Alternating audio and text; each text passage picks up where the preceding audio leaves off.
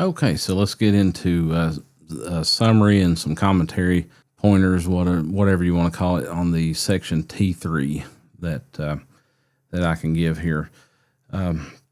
Looking at using the takeaway slides, so the multipath propagation causes signal variation. So moving an antenna just a few feet can dramatically change signal strength. I have personally dealt with that in a lot of situations. Would be mobile or something, and say there's a repeater in my area, and we have a lot of UHF repeaters in my area.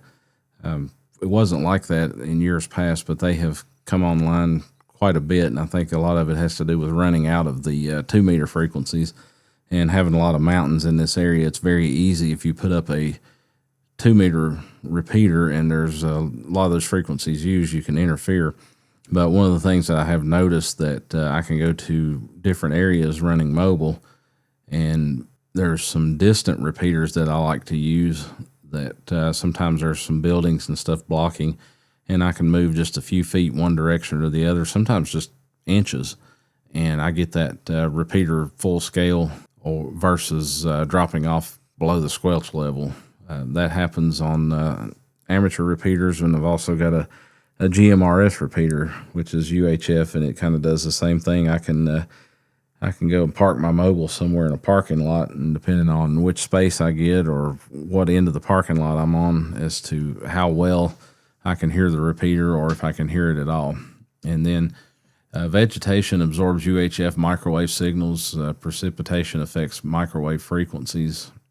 That's one of the things that I'm sure a lot of us experience, but I'm surrounded by trees on my property. So in the spring and summer months when the vegetation's on the trees, some of these repeaters that I like to use, and they are UHF, I will lose signal completely or go down to just a couple of S units, something like that.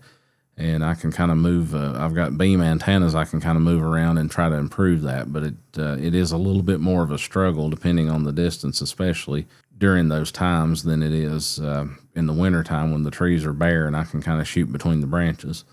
Horizontal polarization is standard for VHF, UHF, weak signal, CW sideband work. I actually have a set of beam antennas for VHF, UHF for the 2 meter and 70 centimeter bands.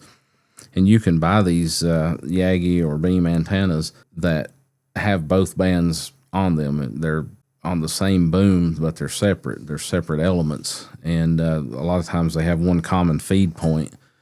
And depending on what you want to work, if you want to work your FM repeaters, then you can vertically polarize that antenna where it gives you the straight up and down like a antenna you'd put on your car. But you can also lay it flat and horizontal if you're wanting to work the sideband and CW portions of those bands. So I actually have a couple of those stacked on a mast, and I've got a switch box, and I have them polarized both ways. So depending on which one I want to use as far as what I'm working, if I want to work some CW, and I've made some contacts 2 meter CW before in digital modes, and those antennas being turned correctly, that is a big noticeable difference. Which brings me to the next point. The polarization mismatch significantly reduces received signal strength. So when I'm working a repeater and I've got my antenna switch box set to the vertical polarized beam, and I get this great signal off of this repeater, I can turn that horizontally polarized beam, because I've got them facing away from each other, so I can turn it toward the repeater. I switch my antenna switch box to that antenna, and I do notice a significant drop in the signal off of that antenna. That 20 dB loss is very noticeable when you do that. The ionosphere refracts HF and sometimes VHF waves, enabling long-distance communication. This is something that can commonly be seen on the like on the 6 meter band in particular. I don't do as much VHF sideband work anymore, so I haven't caught that exactly right to be able to do those long-distance communications.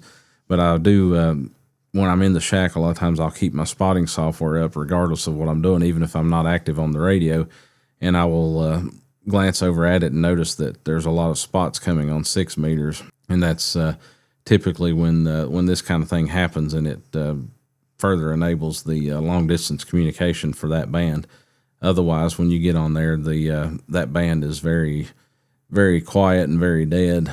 You can get on the FM portion and work local repeaters if you have those in your area, and you can work kind of line of sight or ground wave with local people. But as far as the magic opening where you can work a lot of distance or DX stations, that it just kind of comes in waves when it decides to. Weather effects on radio signals increase with frequency. So rain matters at microwave, but not at HF. Yeah, when you do get into those, I don't really get into the microwave stuff myself, so I can't speak from experience on how dramatic that effect is. But it sounds like that the higher you get up, that there is a pretty dramatic shift on those frequencies. At 2 meters and 70 centimeters, I have not noticed a huge difference at all when it comes to if I get a S5 signal on a repeater on a daily basis. It seems like regardless of rain or whatever, that kind of stays the same. Of course, ice and snow can have an effect on things quite heavily. And it says here that the weather effects on radio signals increase in frequency. Now, there can be some weather effects in the HF band, just depending on how you have your antennas run, if you're touching branches and those branches get wet, those kind of things. That's not a direct weather effect on the signals getting into the atmosphere, but that's affecting you at your antenna point and your feed point when those kind of things happen. And I've had that happen before. My hex beam that I have has got loaded with ice and snow before, and it kind of throws the SWR of the antenna off whenever that happens. One of the things that I experimented with, I put up a inverted L, which is antenna that starts out vertically polarized and then runs horizontal for kind of space saver, and I have an array of radials on that. And one of the things that I'd always heard over the years was that, like, if snow is on the ground, that it increases the effect on those, with the ground being wet, and of course having the snow as kind of a conductor laying on it. I didn't notice a huge difference. We had a couple snows this past winter, and I switched to that antenna just to try it out, and it tuned pretty much the way that it always did. But as far as any kind of signal differences, I couldn't tell that it really set the woods on fire. It was just sort of following the propagation as it was anyway. So let's find the next one here, section B, takeaway. Electric and magnetic fields are right angles, and in an EM wave, polarization is defined by the electric field. That's pretty much these particular things, pretty much what I can tell you about them. I do understand how a lot of this stuff works, but most of what I have has been put on the slides anyway. Radio waves traveling at the speed of light, 3 million meters per second. The wavelength and frequency are inversely related. So you see the formula there as far as how to figure out the wavelength based on the frequency.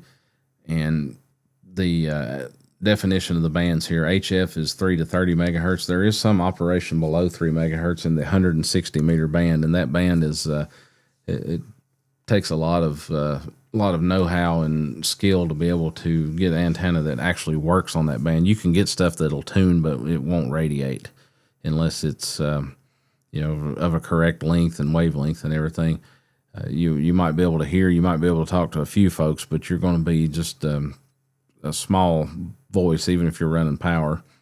VHF 30 to 300 megahertz, UHF 300 to 3000 or 3 gigahertz, and each one is 10 times the previous. And amateur bands are named by approximate wavelength, like 2 meters, 70 centimeter, and etc. So we do refer to those bands that way. I know Citizens Band was, if you were into that, was commonly called 11 meters because it was parked right there next to the 10 meter band. But if you do the mathematical formula in meters, which is the 300 divided by the frequency in megahertz, and it gives you the measurement in meters, then you should come up with what these bands are commonly called, like 10 meters, and it may be 10 point something something to some minuscule fraction, depending on what frequency you're on. But you can do the math and sort of get the names that we commonly call these bands in their meters wavelength. There are some bands though, like I commonly refer to the 220 megahertz section as 220. The 70 centimeter band, I will commonly refer to it as 440. Even the net that I call sometimes, it's on one of those frequencies.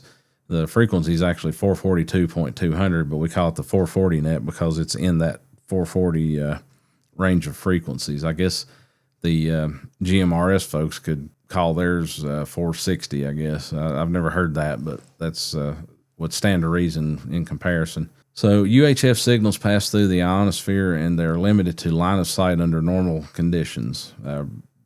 Radio to radio, you should be able to see each other even over a great distance, and that's how those signals work. Something else that could be equated to that folks may be familiar with, like radar signals from police radar. A lot of those are in the UHF range, and they're line of sight dependent. So if you run a radar detector as you're driving along and you start to hear that signal that it emits when it picks up radar, well, typically that in order to do that, that radar has seen you, and probably whoever's operating that radar has seen you, and you're kind of already caught by that point. HF is the go-to for long-distance ionospheric or skywave propagation. So like on VHF and UHF, to extend our range, we have to use repeaters in order to be able to do that, because everything's line of sight, so you get something elevated that can see you and see the other person even though you can't see each other. Very different for HF, the way the RF and the signals travel.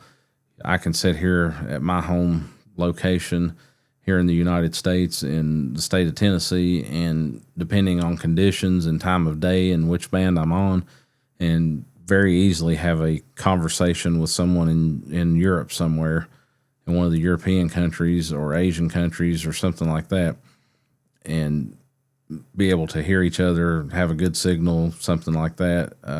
Sometimes it can be a little finicky, and those signals can go away without warning, and there's different factors depending on the band that you're on.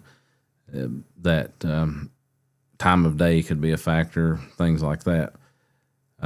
Sporadic E is the most common source of unexpected beyond horizon VHF signals, especially 6 meters and 10 meters. And I've seen that happen. I mentioned it earlier that I run a spotting program, and I'll start to see spots, especially on 6 meters. 10 meters will open up and stay open for a while, and then it'll just sort of die. Like at the time of this video, I've been on 10 meters lately, and there's not a whole lot going on. 10 meters is sort of one of those bands that kind of lays on both sides of the fence, depending on where you're at. You can actually have local or extended local repeater activity in the FM portion of the 10-meter band. One of the things that I like to do when I had a Yaesu C4 FM radio that had 10 meters in it, which this time is the FT991A or 991, is the only radio capable of doing that. I would set my C4 FM beacon to and there was a common frequency that you used, and occasionally I would come in here and check it, and I was getting signals from Canada